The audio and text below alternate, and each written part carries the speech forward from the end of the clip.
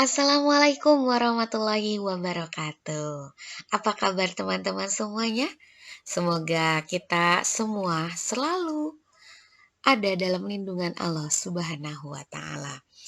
Baiklah, sebelumnya saya ucapkan terima kasih kepada Ibu Dr. Homsatu Nikmah selaku dosen pengampu dari mata kuliah Metode penelitian kualitatif yang telah memberikan kesempatan kepada saya untuk mempresentasikan rencana penelitian saya.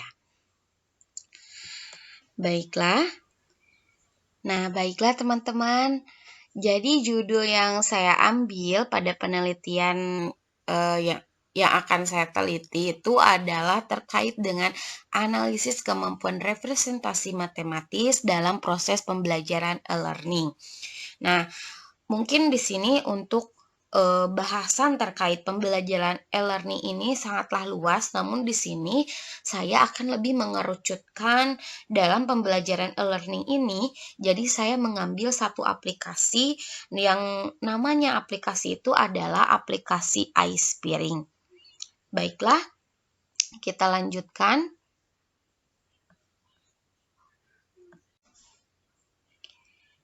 Nah, baiklah teman-teman. Yang pertama di sini saya akan membahas terkait dengan kajian teori. Nah, kajian teori yang akan saya bahas itu yang pertama terkait dengan kemampuan representasi matematis. Kemudian yang kedua adalah pembelajaran e-learning dan selanjutnya adalah terkait dengan aplikasi iSpearing.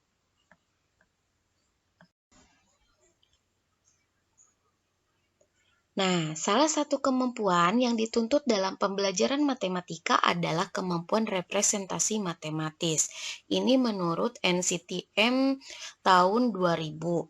Kemudian menurut Lespoos and Behor dalam Kartini 2009, mengelompokkan representasi matematis menjadi 5 bagian, yaitu representasi objek dunia nyata, kemudian representasi konkret, representasi bentuk aritmatika, kemudian representasi verbal atau bahasa lisan, serta representasi gambar atau grafik. Nah, dari kelima bagian tersebut, 3 kelompok terakhir lebih abstrak dan merupakan tingkat representasi yang lebih tinggi dalam menyelesaikan masalah matematika. Nah, kemudian selanjutnya ketiga jenis representasi itulah yang akan diamati dalam penelitian ini.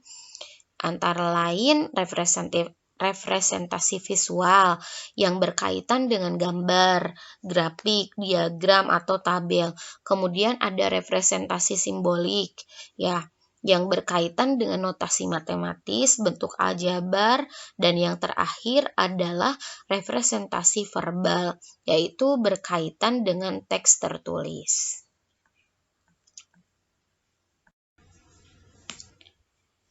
Nah, kemudian ada pembelajaran e-learning, pembelajaran elektronik ya. E-learning itu, nah ini telah dimulai pada tahun 1970-an. Itu menurut Waller and Wilson tahun 2001.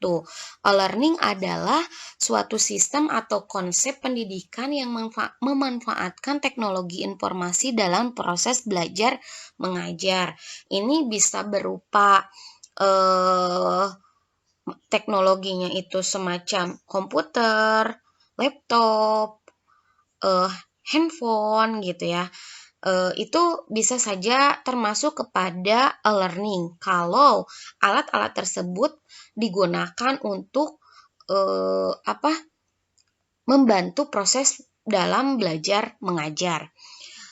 Nah, ada beberapa pengertian juga terkait e-learning ini, yaitu ada juga yang mengatakan yaitu proses pembelajaran jarak jauh dengan menggunakan prinsip-prinsip dalam proses belajar dengan teknologi.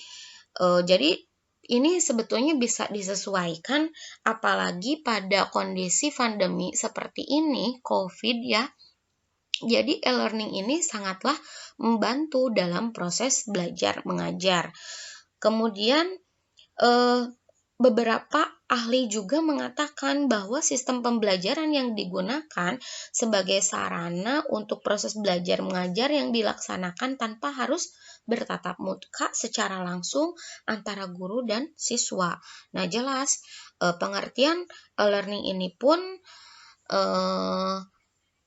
bisa dikatakan jadi lebih mendukung terhadap proses pembelajaran di saat pandemi seperti ini.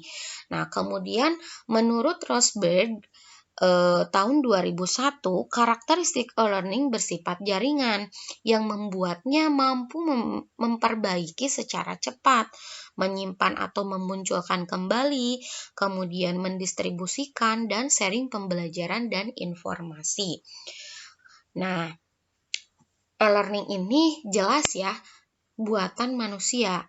Ketika suatu produk atau buatan manusia itu jelas tentu akan adanya kelebihan dan kekurangan. Nah, adapun kelebihan dari e-learning ini ialah memberikan fleksibilitas, interaktivitas, kecepatan, visualisasi melalui berbagai kelebihan dari masing-masing media gitu ya. Kemudian, adapun kekurangan dari e-learning ini menurut Gavrilova tahun 2006 adalah pembelajaran dengan model e-learning membutuhkan peralatan tambahan yang lebih seperti komputer, monitor, keyboard, atau bahkan pada saat pandemi seperti ini, ketika pembelajaran dilakukan secara jarak jauh, pastinya menggunakan hal yang lebihnya itu adalah kuota gitu ya, jaringan. Nah,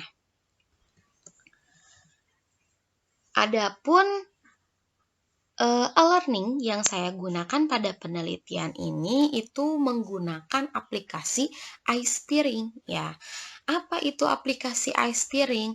Jadi iSpearing ini merupakan perangkat untuk membuat media pembelajaran yang bersifat presentasi yang dapat digunakan dalam proses pembelajaran yang memuat aspek media pada audio, pada visual, kemudian audiovisual, dan berbagai jenis evaluasi yang disediakan.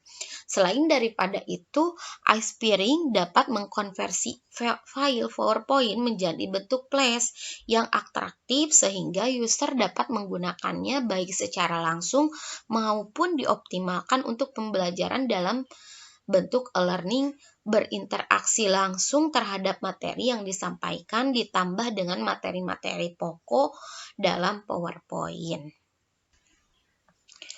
Nah, adapun metode penelitian pada penelitian ini merupakan penelitian yang berkaitan dengan pendekatan kualitatif.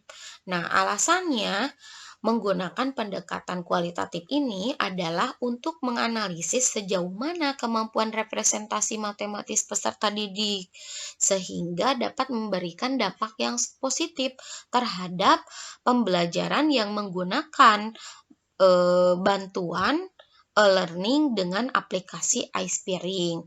Nah, untuk penelitian yang akan saya lakukan, ini akan saya lakukan penelitiannya itu di SMK Aluda Sariwangi di tempat saya bekerja.